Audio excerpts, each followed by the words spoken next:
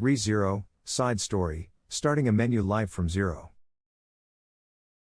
It was an event that took place in the Roswell estate before the royal selection had yet to truly begin. By the way, Rem, how do you decide the menu every day? Speaking the question that came to her head in the moment, Amelia raised her head from the book spread atop the table, and looked at Rem, who had poured her some tea. The place was the Roswell estate, Amelia's private room. The short period of time before the camps began activities in full was when this question was asked during a small break from her studies. At that question, Rem curved her well-shaped eyebrows down at the edges and said, "How? Do you mean the menu for dinner?" No, I'm not talking about just the one for dinner, there's one for breakfast and lunch too, right?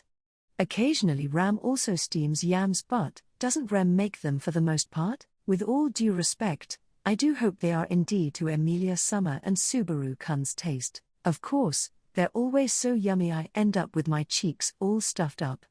Subaru asks for seconds and thirds too. We're super satisfied with Rem's cooking. Putting her hands together in front of her chest, Amelia answers so while smiling widely. The hardest worker in the mansion, Rem, was someone with her hands full with meals, cleaning and laundry. Amelia would also particularly look forward to every one of her meals, and anything Rem made was delicious. But there was more to this everything than it would seem. I also struggled a lot to think up a menu when I was living alone with Puck in the forest. You have to eat food every day, but Puck would always say, "I'm fine with anything." Would that not be because Great Spirit Summer was satisfied with Amelia Summer's cooked meals?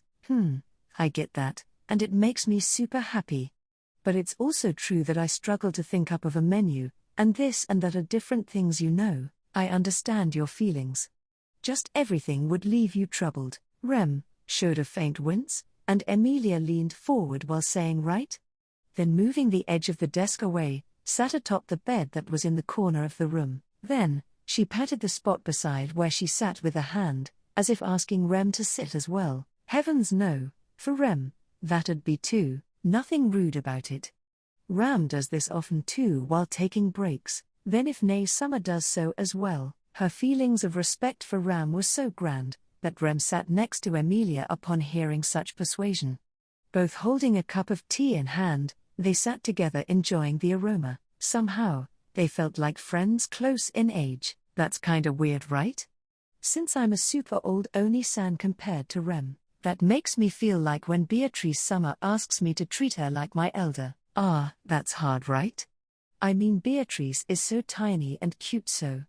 Huh? Tilting her neck, Amelia somehow felt like she was talking about something strange. This was about how Amelia was older, so she had to act like it. So why did it become about Beatrice being small and cute? She feels like that's a strange connection to make. Amelia Summer, about your question of how Rem decides the menu. Yeah, that's right. It's super hard, right? Is there some trick to it? Well, you see, generally, I decide based on that day's food stocks and what is being sold in the village. While dropping her gaze to the surface of the water of the tea in her hands, Rem tells her about her methods. Amelia felt convinced by the contents of what she said, and when she put it like that, she saw what she meant. In that case, I didn't really do much shopping, so I see that I couldn't decide the menu in that way. I deeply apologize for making you remember such a painful memory. Not at all. It's not quite true to say it wasn't painful. She was given a wide berth by people in the forest of her hometown no matter what she did, so it never really was an option for her, was all she meant. Besides, there are ways other than trading with people to get ingredients. For example, mugging, is it? You can't do that, Rem. Don't do something that dangerous. But occasionally, there were people who ran away from dangerous things in the forest, and left behind their belongings, and that dangerous thing was, not me of course. And obviously, it wasn't Puck either. Geez, I'm talking about hunting. Being teased by Rem, who made a serious face, Amelia pouted. Seeing Amelia's reaction, Rem apologized, saying my deepest apologies with a small laugh, then said, "That said, hunting is it? How unexpected, is that so? Hunting while searching the forest for food? No, not that, it's that Rem also did the same when she was little. So it kind of Was unexpected that Emilia Summer and Rem would have something in common. You mean in a good way? If it would not displease Emilia Summer, then a good way. With Rem having appended that on, Emilia nodded, saying, then, it's fine. She would not think that a point in common with Rem would be a bad thing in the least. But, now suddenly, an interest in Rem's stories of when she was little arose in her. I mean, Rem being little, means that Ram was also little, right? Yes. But, Nay Summer was perfect since she was young, thus Nay Summer compared to now. Rem has not changed for the most part. Nay Summer is Rem's perfect Nay Summer. For a moment, she felt like she hesitated to continue, but, as there was no hint of her forcing herself or lying when Rem continued on to boast about Ram, Emilia relaxed her lips too, as they were indeed a pair of sisters that very much treasured each other. I suddenly remembered this while we were talking. The first menu Rem thought up in her life were powdered potatoes and barbaro rabbit, with stir-fried nuts. Wow, that seems super yummy. Unfortunately, I failed to make it. A great storm rained down. Rem answered so, her profile looking ever so slightly lonely. Emilia furrowed her brow. From how she said it just now, she got the feeling that after failing to make it when she was little, Rem had never completed that dish. That is super regretful. Emilia Summer, Rem, if you'd like to, could we try making that menu you failed to do, together? I don't actually know if there are barbaro rabbits in the forest though. Suddenly standing up straight from the bed, Emilia proposed so to Rem. Hearing Emilia's proposal, Rem said, ha, as her eyes opened wide. With the surprised Rem beside her, Emilia gulps up the remaining tea she was holding. While it was still a little hot, the warm fuzzy inside her chest was even hotter.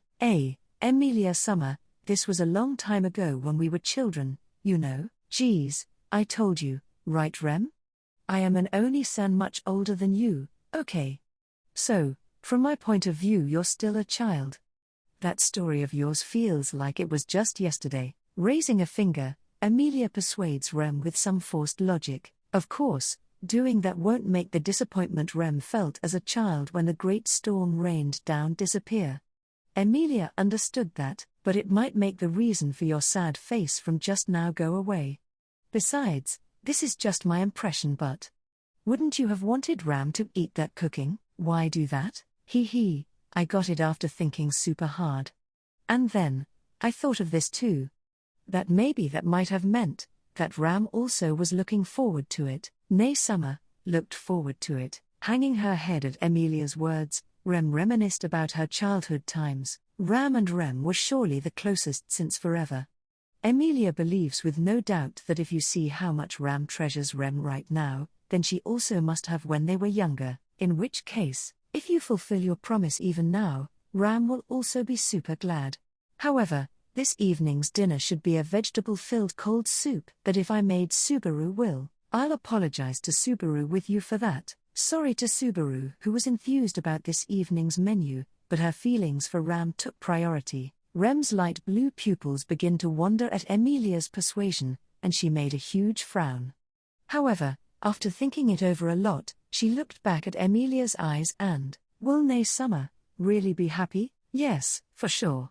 Ram will be so happy she'll definitely break into dance out of joy. Understood. Listening to Emilia's response, the determined Rem completely drank her tea in one gulp. Unfortunately, there are no barbaro rabbits. Let us procure another rabbit. It may be rude to ask this of Emilia Summer, but leave it to me.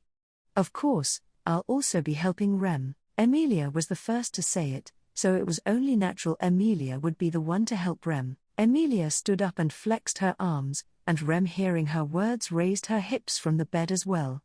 Then bowed her head deeply and, thank you very much. I can finally fulfill my promise from that day to Nay Summer. No, it's totally fine.